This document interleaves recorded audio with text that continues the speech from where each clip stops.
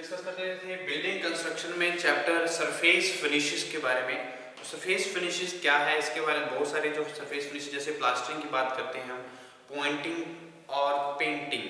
तो surface finishes के हम वन बाय वन डिस्कस किया था हमने, कौन से मेथड अप्लाई करते हैं, क्या स्टेप्स हमें ध्यान में रखने चाहिए और पेंटिंग कितने तरह की होती है। तो अब हम डिस्कस करने वाले हैं पर्पस क्या रहता है पेंटिंग का, पर्पस ऑफ पेंटिंग।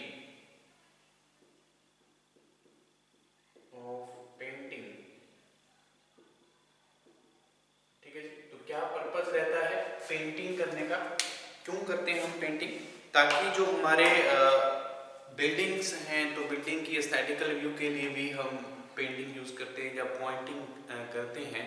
और जो वेदरिंग एजेंसीज हैं उनका इफेक्ट होता है, जो हमारी एक्सटर्नल वॉल्स रहेंगी या एक्सपोज टू एटमॉस्फेरिक हमारे जितने भी पार्ट्स रहते हैं बिल्डिंग के, उसको प्रोटेक्शन करने में जो हमारे वेदरिंग एजेंसीज हैं तो वो इफेक्ट डालती, तो उनको उनसे प्रोटेक्शन के लिए भी हम क्या करेंगे, पेंटिंग प्रोवाइड करते हैं। तो बहुत सारी पर्पस रहती हैं पेंटिंग प्रोवाइड करने की। ठीक है जी, the purpose of painting on different surfaces is, क्योंकि वुड सरफेस हो सकता है, स्टील या आयरन सरफेसेस हो सकते हैं, प्लास्टर सरफेस हो सकता है, कंक्रीट सरफेस हो सकते हैं।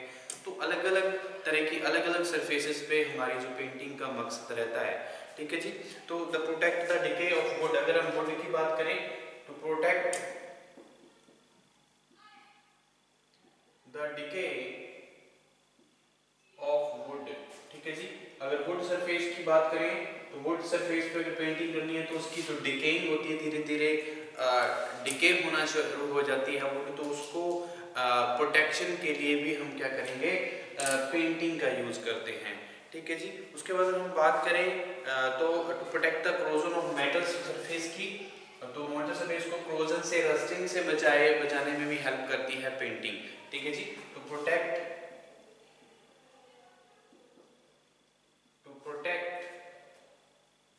The corrosion of metals, the corrosion to protect the corrosion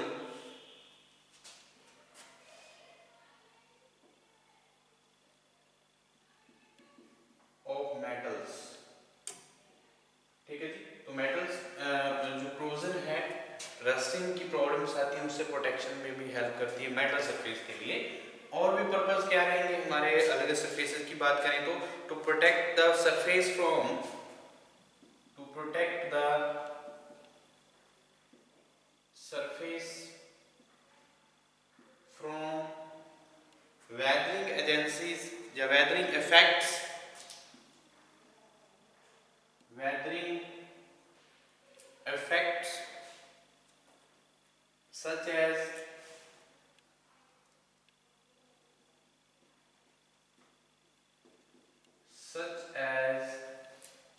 rain, heat, snowfall, rain, heat, snowfall, etc।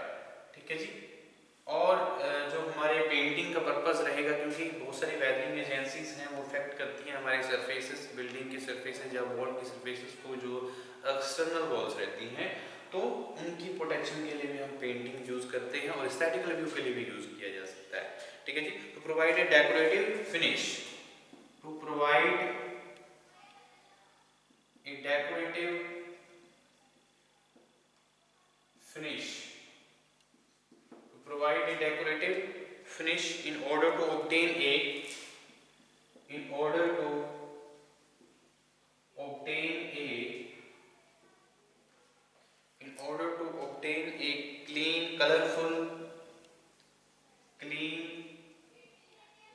colorful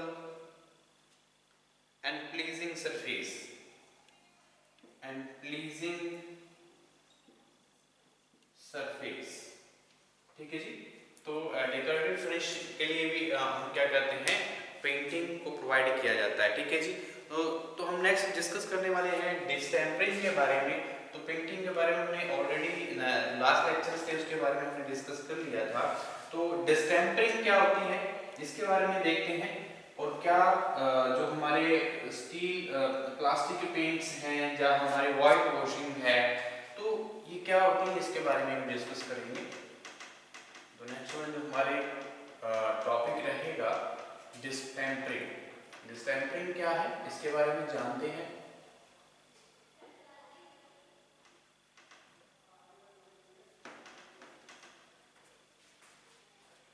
डिस्टेम्परिंग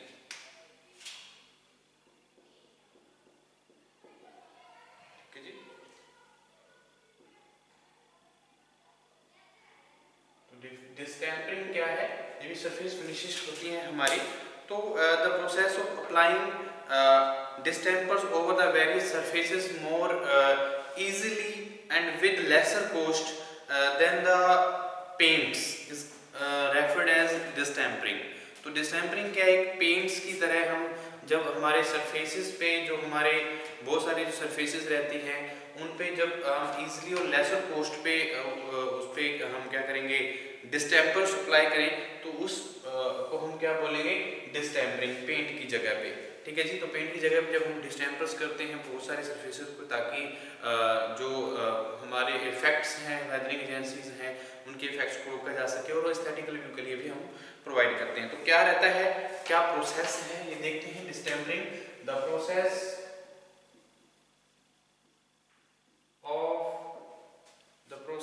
of applying distempers,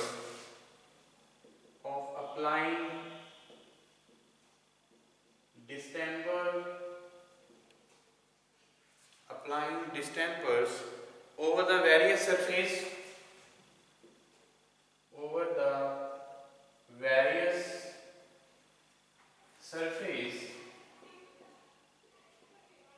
over the various surface more easily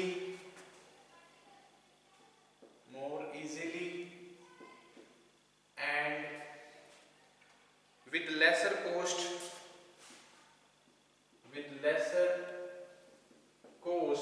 than paints is referred as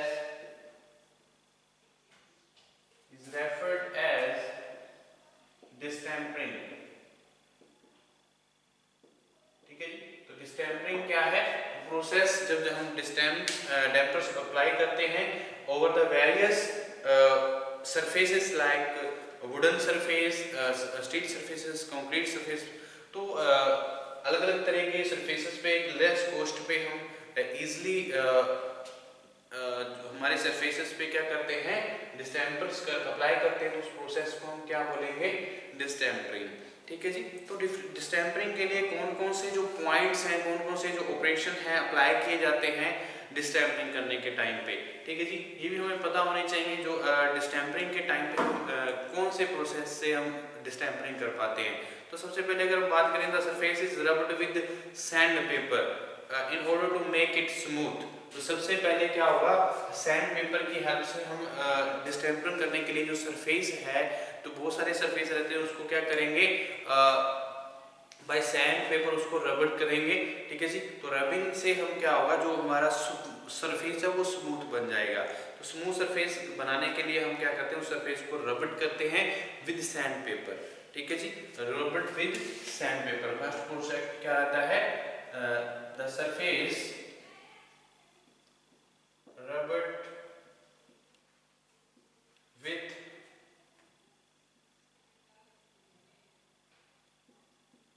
sandpaper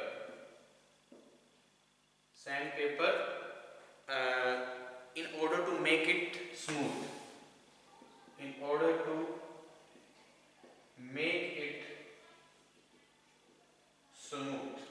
ठीक है जी, तो smooth surface बनाने के लिए हम sand paper से रब करेंगे हमारे सरफेस को, ताकि जो डिस्टेम्परिंग है उसकी जो वर्केबिलिटी है वो अच्छे से हो पाए।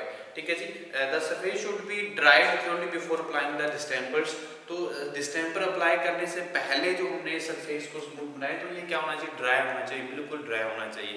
ठीक है जी, तो उसके बाद कुछ नोट रहेंगे।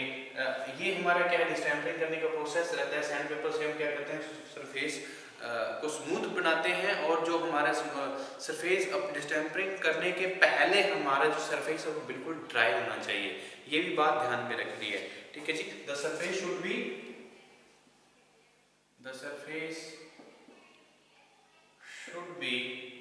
the surface should be dried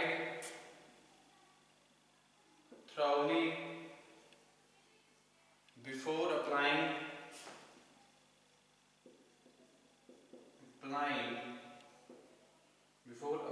distempers।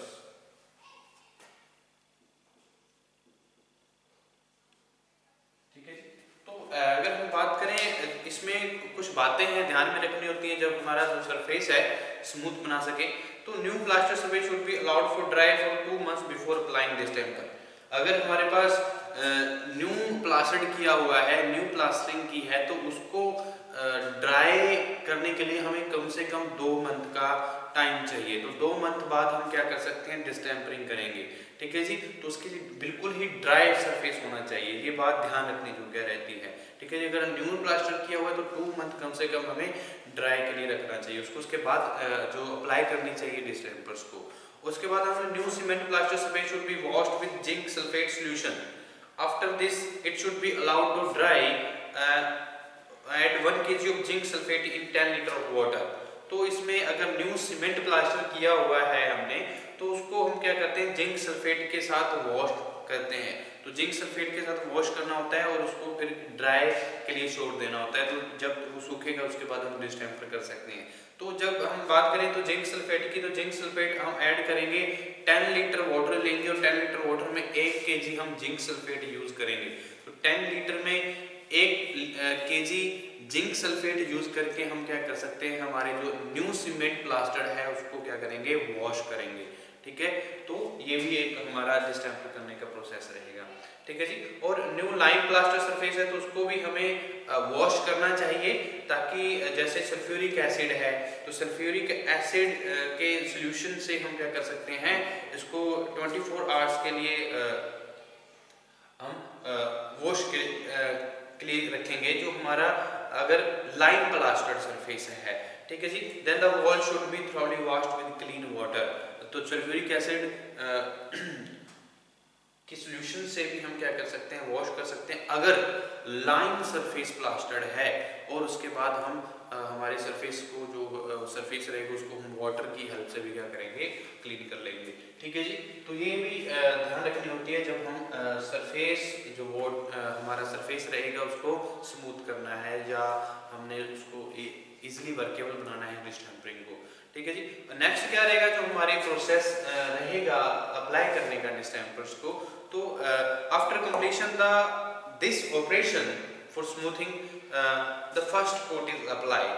तो उसके बाद हम फर्स्ट कोट अप्लाई करेंगे जब हमारा जो सरफेस है वो स्मूथ बन जाता है, जहाँ हम सैंड पेपर्स की हेल्प से करते हैं, जहाँ हम सल्फ्यूरिक एसिड यूज करते हैं। लाइम सरफेस की बात करें तो सीमेंट अगर है तो वहाँ पे हम जिंक सल्फेट यूज करेंगे। तो ये प्रोसेस के बाद हम क्या करते हैं, फर्स्ट कोट यूज करते हैं, अप्लाई करते हैं डिस्टेम्पर का।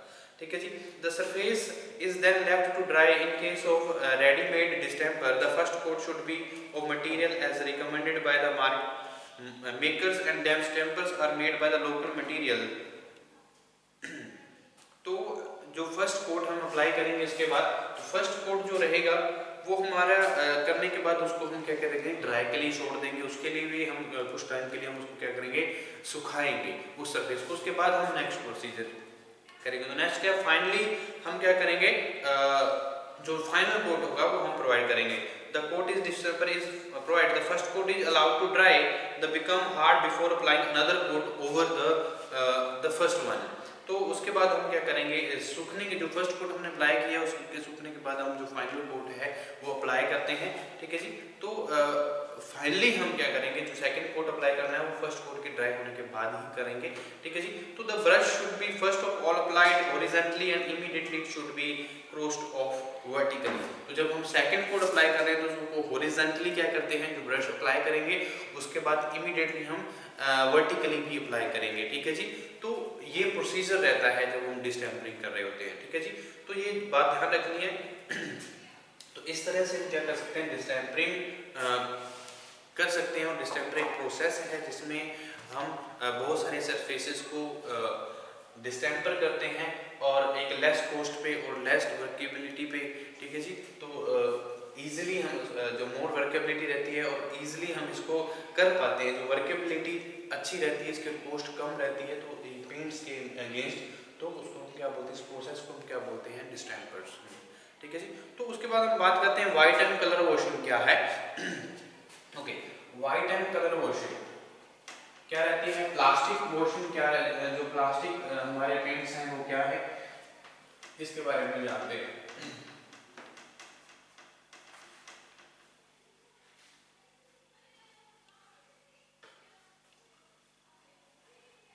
ओके, नेक्स्ट टॉपिक रहेगा white and colour washing. White and colour washing, ठीक है जी। तो वाइट एंड कलर वॉशिंग क्या है, इसके बारे में जानते हैं। तो अगर हम वाइट वॉशिंग की बात करें तो वाइट वॉशिंग में जो हमारे क्या रहेगा, इन case of white washing, in case of white washing,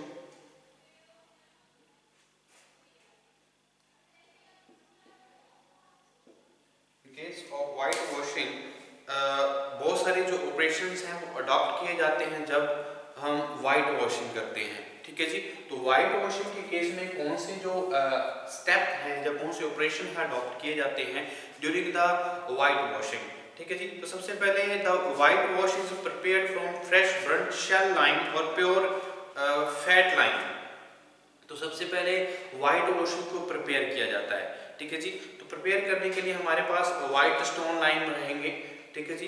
तो वाइट स्टोन लाइम जो प्रिपेयर करने के फ्रेश ब्रंट, अगर हम लाइम की बात करें, जो फैट लाइम की प्योर फैट लाइम की बात करें, उससे हम क्या कर सकते हैं, वाइट वॉश को प्रिपेयर कर सकते हैं, ठीक है जी। तो मिक्स किए जाते हैं इसको वाटर के साथ। जब ये हमारा वाइट स्टोन लाइम रहेगा, तो वाइट स्टोन लाइम को क्या करेंगे हम, वाइट स्टोन लाइम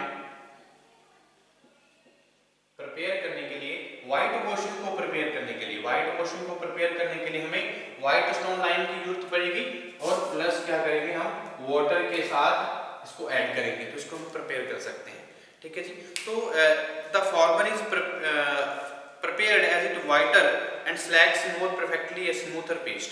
तो एक हम प्रिपेयर करते थे, एक स्मूथर पेस्ट हमारे पास मिलता है जब इसको प्रिपेयर कर रहे होते हैं। तो for carrying out the operations of the white washing, तो बहुत सारे जो ऑपरेशंस हैं वो कैरिड आउट किए जाते हैं वाइट वॉशिंग जब हम किसी सरफेसेस पे अप्लाई करना चाहेंगे, ठीक है जी। तो इसको प्रिपेयर कैसे किया जाता है, हमारे पास क्या है, वाइट स्टोन लाइम है और मिक्स किया जाता है इसको वाटर के साथ, ठीक है जी। तो कैसे, जो फ्रेश लाइम है उसको select and dissolve in a tub with enough water at the work site, ठीक है जी। तो यहाँ पे हमने काम करना होता है वाइट वॉशिंग के लिए। तो वाइट वॉशिंग के लिए हमारा जो एक बड़ा सा क्या रहेगा, टब रहेगा, उस टब में एक वाटर रहेगा, वाटर में हम क्या करेंगे, हमारा जो फ्रेश लाइम रहती हैं, तो फ्रेश लाइम को हम क्या करेंगे, उसमें ऐड करेंगे, ठीक है जी। तो उसके बाद क्या होगा, it is allowed to remain in a tub for 48 hours before slaking. तो स्लैकिंग के लिए हम जब हम स्लैकिंग करते हैं, क्योंकि टब में हम हमारा लाइम और जो वाटर है उसको डिसॉल्व करते हैं, तो डिसॉल्व करने के बाद स्लैकिंग प्रोसेस रहता है। तो स्लैकिंग करने के बाद हम क्या है, जो उसको कुछ टाइम के लिए 48 आवर्स के लिए हम इसको उस टब में छोड़ देते हैं ताकि उसको अच्छे से क्या हो जाए, वो मिक्स हो जाए, ठीक है जी। After this it is start to attain the consistency of thin cream. तो उसको अच्छे से क्या करेंगे, स्टायर करेंगे, हमारे लाइम जो हमने यूज किया है, फ्रेश लाइम जो सिलेक्ट करते हैं हम उसको, ठीक है जी। सिलेक्ट करने के बाद हम क्या करते हैं, उसको वाटर में ऐड करते हैं, टब एक वाटर जो काफ़ी अमाउंट में रहेगा, उसके बाद 48 आवर्स के लिए उसको छोड़ेंगे। 48 आवर्स के बाद हम क्या करेंगे, उसको अच्छे से क्या करेंगे, स्टायर करेंगे ताकि एक थिक क्रीम जो है, पेस्ट है, वो तैयार हो जाए, ठीक है जी। उसके बाद क्या होता है, the mixer is screened through a clean course cloth. तो उसके बाद जो मिक्सर हमने तैयार किया उसको हम एक जो क्लोथ लेंगे, तो एक जो हमारी course cloth, clean course cloth रहेगा, तो क्लीन कोर्स क्लोथ में से पास करवाएंगे, ठीक है जी। तो क्या होगा, the mixer is screen through a clean course cloth After this clean gum dissolved in a hot water is added, it is added at the rate of 4 kg per cubic meter of thin cream of 2 kg per cubic meter of lime। ठीक है जी। तो इस ratio से हम क्या करेंगे, हमारे जो हमने मिक्स तैयार किया है, जो हमें मिक्सर बना है, जो हमारे पास आफ्टर स्क्रीनिंग गम बनी है, जब हम पेस्ट बनाई है, तो उसको हम जो हमारा हॉट वाटर है उसमें हम क्लीन गम को ऐड करेंगे। ठीक है जी। तो 4 केजी हम पर क्यूबिक मीटर के हिसाब से क्रीम ऐड करते हैं अगर हम बात करें, और 2 केजी पर क्यूबिक मीटर अगर लाइम यूज करते हैं। ठीक है जी। तो ये सोल्यूशन प्रिपेयर्ड होता है, इसको हम क्या बोलते हैं, वाइट वॉश। ठीक है जी। जब वो हमारे क्लीन गम हम आफ्टर द स्क्रीनिंग यूज होते हैं, तो उसमें हम उसके बाद जो हम क्या करते हैं, 4 KG cubic metre thin cream और 2 केजी हम क्यूबिक मीटर लाइम यूज करते हैं। तो ये हमारा क्या होता है कि इस जो हमारे पास पेस्ट बन गया, तो उसको हम क्या बोलेंगे, वाइट वॉशिंग। ठीक है जी। तो वाइट वॉशिंग प्रिपेयर करने के बाद क्या होता है, जो सरफेस जहाँ पे हमने सरफेस पे अप्लाई करनी है, उसको हम क्या करेंगे, सरफेस को प्रिपेयर करेंगे। तो जो सरफेस है वो क्या होना चाहिए, अगर न्यू है तो उसको हम ब्रश करते हैं अच्छे से, उसको फ्री फ्रॉम जो हमारे लूज मटेरियल है, वो हम क्या करते हैं, जो लूज मटेरियल हमारे सरफेसेस पे रहता है, उसको हम क्या करते हैं, रिमूव करते हैं, बिल्कुल क्लीन कर देते हैं। ठीक है जी। उसके बाद हम क्या करते हैं, हमारी वाइट जो सरफेसिंग है, वाइट वॉशिंग है, वो अप्लाई करेंगे। ठीक है जी। तो इनके जो हमारे वाइट वॉशिंग है, तो वाइट वॉशिंग में हमारी जो बहुत सारे जो रीवाइट वॉशिंग भी करते हैं, ऑलरेडी हमारी वाइट वॉशिंग की होती है, रीवाइट वॉशिंग भी की जाती है। अगर हम बात करें तो बहुत सारे जो मटेरियल है हमारे, बहुत सारी जो, अगर हम बहुत सारे बिल्डिंग्स हैं, जो फैक्ट्रीज हैं, तो वहाँ पे हमारी ज़्यादातर वाइट वॉशिंग की जाती है। ठीक है। उसके बाद अगर हम कलर वॉशिंग की बात करें, तो इन केस ऑफ कलर वॉशिंग क्या रहेगा, इन केस ऑफ कलर वॉशिंग, ये ज़्यादातर हमारी कलर वॉशिंग जो की जाती है, ये एस्थेटिकल व्यू के लिए भी की जाती है। कलर वॉशिंग जो करते हैं हम, एस्थेटिकल व्यू के लिए भी हम प्रोवाइड करते हैं। तो बहुत सारे जो ऑपरेशंस हैं इसमें भी अडॉप्ट किए जाते हैं कलर वॉशिंग के लिए। The colour washing is prepared by adding mineral colours of the desired shades of the screen. तो मिनरल कलर्स रहेंगे वो ऐड किए जाते हैं, ताकि कलर जो है, जो डिजायर्ड कलर है, वो प्रिपेयर किया जा सके। तो the mixer prepared is kept constantly stirred with bamboo stick which using it on the surface. The prepared color wash is applied in the same manner as discussed in white washing। जैसे white washing में हम prepare करते हैं, वैसे ही हम क्या करते हैं, कलर वॉशिंग भी प्रिपेयर करते हैं। जैसे फोटियाडर्स के लिए हम उसको क्या करते हैं, हमारे कुछ पानी में जो अमाउंट में रहेगा, उस पर हम हमारा जो फैट लाइन यूज़ करते हैं, उसी तरह से हमारे कलर मिनरल्स भी इसमें यूज़ करेंगे हम। उसी तरह से हम क्या करेंगे, वाइट वॉशिंग की तरह हम कलर वॉशिंग भी प्रिपेयर करेंगे। तो बहुत सारी जो कलर वॉशिंग यूज की जाती है, पिंक कलर वॉश यूज की जाती है, पिंक कलर वॉश। ठीक है जी। तो स्लेट कलर वॉश यूज की जाती है, स्लेट कलर वॉश। ठीक है जी। तो बहुत सारी जो कलर वॉशिंग है, बफ कलर वॉश, बफ कलर वॉश, तो ये सारी की सारी washing, blue colour wash, blue colour wash, और अगर हम बात करें yellow green colour, yellow and green colour wash. तो डिफरेंट जो हमारी कलर की वॉशिंग है वो अप्लाई की जाती है बाय द कलर वॉशिंग। तो ये एक एस्थेटिकल व्यू भी प्रोवाइड करती है बिल्डिंग्स में। तो बहुत सारे जो हमारे कलर्स हैं प्रोवाइड किए गए। और उसके बाद अगर हम बात करें सीमेंट पेंट्स क्या रहते हैं, तो सीमेंट पेंट्स के बारे में भी जान लेते हैं क्या रहेंगे। और नेक्स्ट वन हमारा क्या रहेगा, सीमेंट पेंट। तो सीमेंट पेंट क्या रहेगा, इसके बारे में जानते हैं।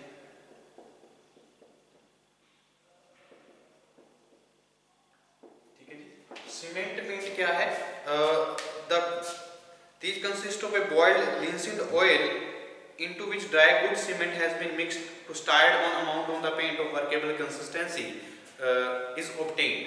जब एक हम लिंसीड ऑयल की हेल्प से हम क्या करते हैं, उसमें एक गुड सीमेंट मिक्स करते हैं और उसको स्टाइल करते हैं प्रॉपरली ताकि एक पेस्ट तैयार की जा सके, ठीक है जी। तो उस एक वर्केबली कंसिस्टेंसी पे हम उसको प्रिपेयर करते हैं और बनाते हैं हमारे सीमेंट पेंट को। इससे वो कहता है सीमेंट इज अबाउट 60 to 75% हम यूज़ करते हैं, जो सीमेंट यूज़ करते हैं जब हम सीमेंट पेंट तैयार कर रहे होते हैं, प्रिपेयर कर रहे होते हैं। तो 60 to 75 जो अमाउंट है वो परसेंट किसकी रहेगी, जहाँ पोर्टलैंड सीमेंट यूज़ करेंगे, जहाँ हम कलर्ड सीमेंट यूज़ करेंगे। अगर हम कलर्ड सीमेंट यूज़ कर रहे हैं, यूज़ करना चाहते हैं, तो पोर्टलैंड सीमेंट यूज़ कर सकते हैं 60 to हमारे 75%।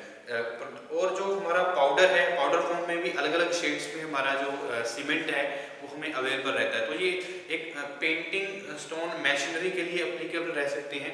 अगर हम स्टोन मैशनरी पे के लिए पेंटिंग करनी है तो वहाँ पे हम सीमेंट पेंट्स यूज़ कर सकते हैं। ये कलर में भी मिलते हैं हमें।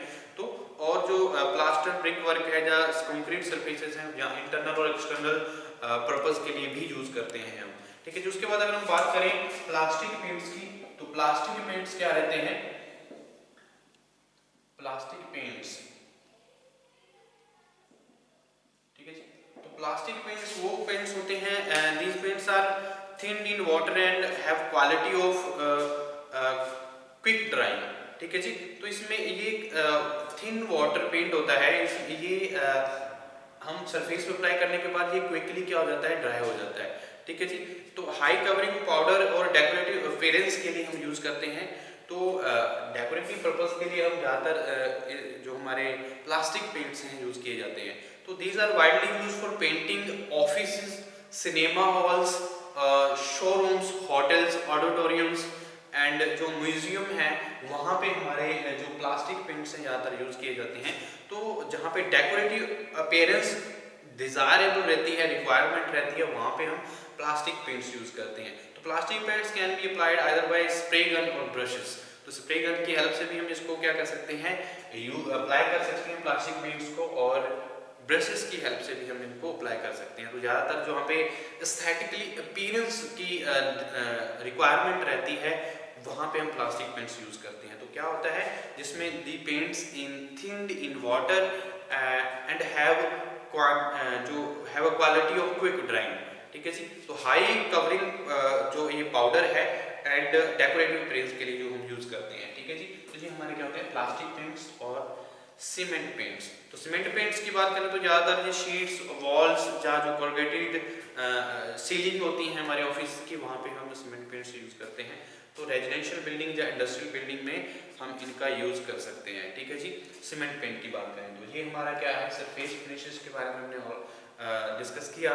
तो नेक्स्ट यार हमारा जो चैप्टर रहेगा एंटी टर्माइट मेजर्स के बारे में देखेंगे। तो कौन से एंटी टर्माइट मेजर्स अप्लाई करें ताकि चाहे हमारा ब्रिक वर्क की बात करें, चाहे आरसीसी की बात करें, चाहे फ्लोर या जंक्शंस जो रहेंगे उनको कैसे बचाया जाता है, ठीक है जी। चाहे हम वुडन ज्वेलरी की बात करें तो उसको के लिए प्रोटेक्शन के लिए क्या हमें ट्रीटमेंट करनी चाहिए, इसके बारे में भी डिस्कस करेंगे।